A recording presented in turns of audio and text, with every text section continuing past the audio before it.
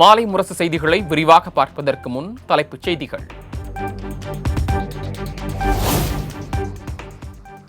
தென்மேற்கு வங்கக்கடலில் நிலை கொண்டுள்ள காற்றழுத்த தாழ்வு பகுதி வலுவடைய வாய்ப்பில்லை. மெதுவாக நகர்ந்து கரையை அடையும் என வானிலை மைய தென்மண்டல தலைவர் பாலச்சந்திரன் பேட்டி. நிலவரப்படி இது அடுத்த நிலைக்கெல்லாம் போகாது. ஒரு காற்றழுத்த மண்டலம் புயலாக வலுவ வாய்ப்பதில்லை. ஆல்ரெடி கடற்கரை பக்கத்தில் தான் இருக்குது. ஒரு வீக் சிஸ்டம். இதில் வேற இதை ட்ரிகர் பண்ணுறதுக்கு வேற எதுவும் நம்மள்கிட்ட இப்போதைக்கு வேற எந்த மற்ற சாதகமான சூழ்நிலைகள் எதுவும் இல்லாத காரணத்தால் இது காற்றழுத்த தாழ்வு பகுதியாக தான் நகர்ந்து செல்லும்.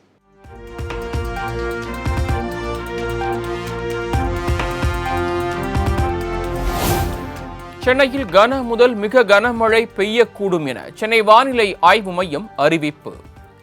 அடுத்த 2 நாட்களுக்கு மழை பெய்ய வாய்ப்புள்ளதாகவும் எச்சரிக்கை.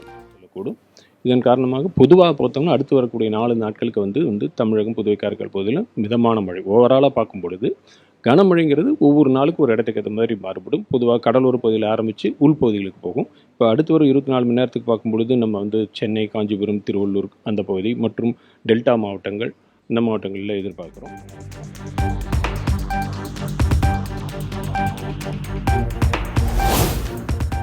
செங்கல்பட்டு, திருவள்ளூர் மாவட்டங்களில் கன முதல் மிக கனமழை பெய்யக்கூடும்.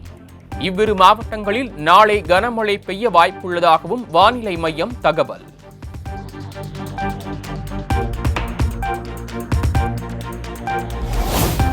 மழை முன்னெச்சரிக்கை நடவடிக்கைகளை தீவிரப்படுத்த அனைத்து மாவட்ட ஆட்சியர்களுக்கும் பேரிடர் மேலாண்மை துறை கடிதம். கனமழை சூழ்நிலையை சரியான முறையில் கையாள்வதற்கு மாவட்டம் முழுவதையும் தயார்படுத்த உத்தரவு.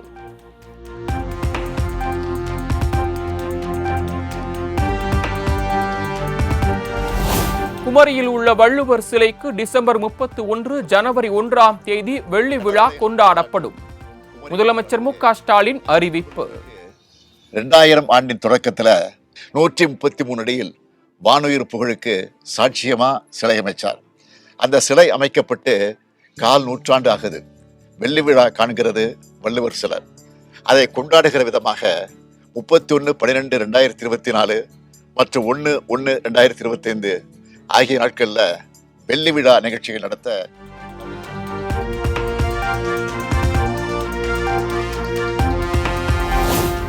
வள்ளுவனுக்கே காவி சாயம் பூச ஒரு கும்பல் நினைக்கிறது. முதலமைச்சர் மு.க. ஸ்டாலின் குற்றச்சாட்டு. வேதங்களை கடந்து தமிழினத்தை ஒற்றுமைப்படுத்த திருவள்ளுவர் தந்த பிறப்போக்கும் எல்லா உயிருக்கும் என்பதை வாழ்வியலா பாமர மக்களின் உள்ளங்களிலும் பதிய வச்சு உதடுகளை உச்சரிக்க வச்சது திராவிட இயக்கம். ஆனா அந்த வள்ளுவருக்கே காவிச்சாயம் பூச இன்னைக்கு ஒரு கும்பல் நினைக்குது. இப்படிப்பட்ட நேரத்துல சமத்துவத்தை வலியுறுத்தினவர் வள்ளுவர்.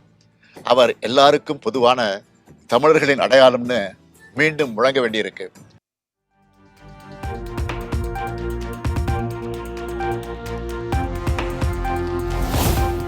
இலங்கை கடற்படையால் சிறைபிடிக்கப்பட்ட மீனவர்களை உடனடியாக விடுவிக்க நடவடிக்கை எடுக்க வேண்டும். மத்திய வெளியுறவுத்துறை அமைச்சர் ஜெய்சங்கருக்கு முதலமைச்சர் மு.க. ஸ்டாலின் கடிதம்.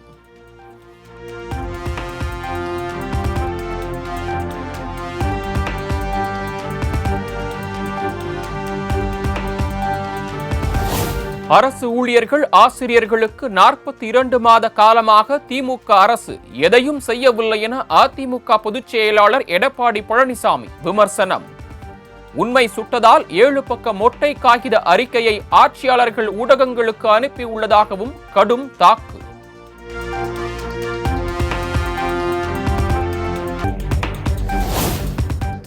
திட்டங்களுக்கு கலைஞர் பெயர் வைப்பதை கண்டு அனாவசியமாக பொங்குகிறார் எடப்பாடி பழனிசாமி என முதலமைச்சர் மு.க. ஸ்டாலின் பதிலடி.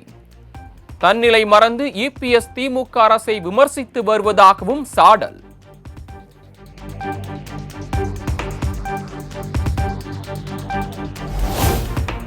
(2026) திமுகவை தோற்கடிக்க வேண்டுமென நினைக்கும் அனைவரும் ஒத்த கருத்துடையவர்களே.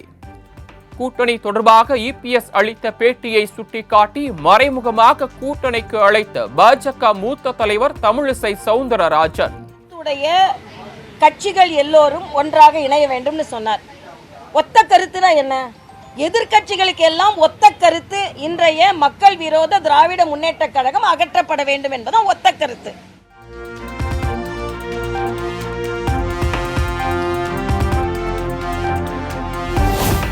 முதலமைச்சர் ஸ்டாலின் அமைச்சர் பொன்முடிக்கு எதிரான மேம்பால முறைகேடு வழக்கு வாபஸ். மனுவை தள்ளுபடி செய்து சென்னை உயர்நீதிமன்றம் உத்தரவு.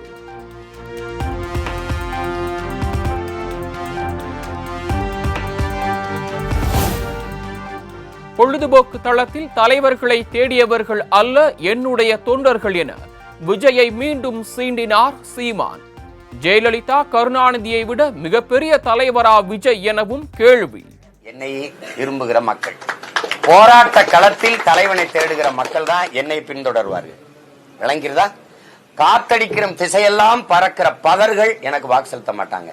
புயலே அடிச்சாலும் நகராத அதே இடத்துல இருக்க தூய நெல்மணிகள் எதுவோ அவங்க தான் எனக்கு வாக்கு செலுத்துவாங்க. நீங்க இங்கிட்டு ஓடுறான் அங்கிட்டு ஓடுறான் கதறுவான் அப்படின்னு பயந்துட்டாரான்னு. ஜெயலலிதா கருணாநிதி இருக்கும்போது கட்சி ஆரம்பிச்சோன்னா அவங்க 2 பேரை விட ஒரு பெரிய தலைவரா இல்ல அவங்க 2 பேரை விட பெரிய கூட்டம் அவங்களுக்கு வந்ததா? அத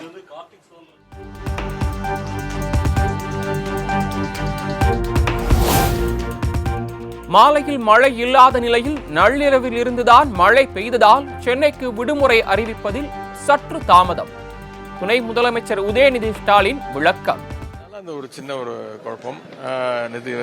நள்ளிரவு ஒரு 2 மணி 3 மணிலேருந்து நல்ல மழை ஸ்டார்ட் ஆயிடுச்சு.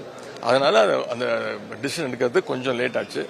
ஆனால் கண்டிப்பாக பெரிய மழை பெஞ்சிருக்கு. நேற்று விடிய விடிய மழை பெஞ்சிருக்கு. அதனால பள்ளிகளுக்கு விடுமுறை விடப்பட்டிருக்கு.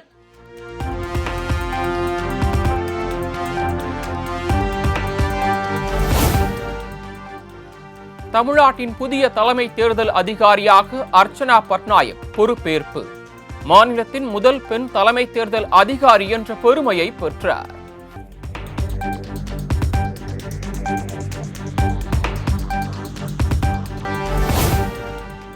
உதகை நகராட்சி ஆணையர் ஜஹாங்கீர் பாஷா 11,70,000 ரூபாயுடன் பிடிபட்ட விவகாரம். காத்திருப்போர் பட்டியலுக்கு மாற்றப்பட்டு துறை ரீதியாக விசாரணை நடத்தி வரும் அதிகாரிகள்.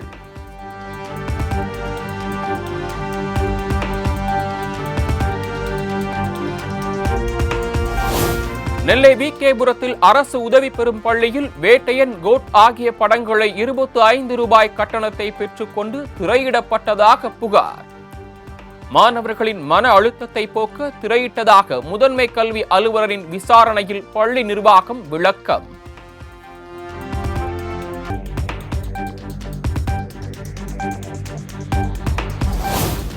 தமிழகத்தின் பல்வேறு மாவட்டங்களில் சத்துணவு ஊழியர்கள் உண்ணாவிரத போராட்டம்.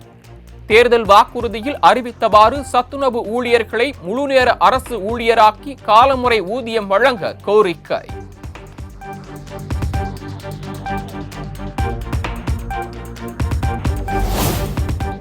கொடைக்கானல் மலைப்பாதையில் 12 மீட்டர் நீளமுள்ள சேசிஸ் கொண்ட பயணிகள், சரக்கு வாகனங்களும் நுழைய தடை. பொதுமக்களின் நலன் கருதி வரும் 18ஆம் தேதி முதல் அமலுக்கு வருவதாக மாவட்ட ஆட்சியர் உத்தரவு.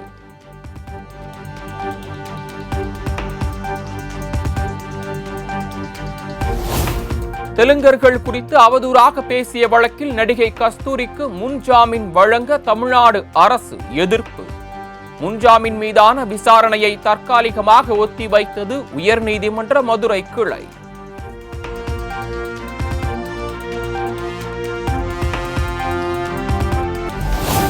அரசியல் லாபத்திற்காக பிரிவினைவாதம் செய்கிறது காங்கிரஸ். மகாராஷ்டிரா தேர்தல் பிரச்சார கூட்டத்தில் பிரதமர் மோடி குற்றச்சாட்டு.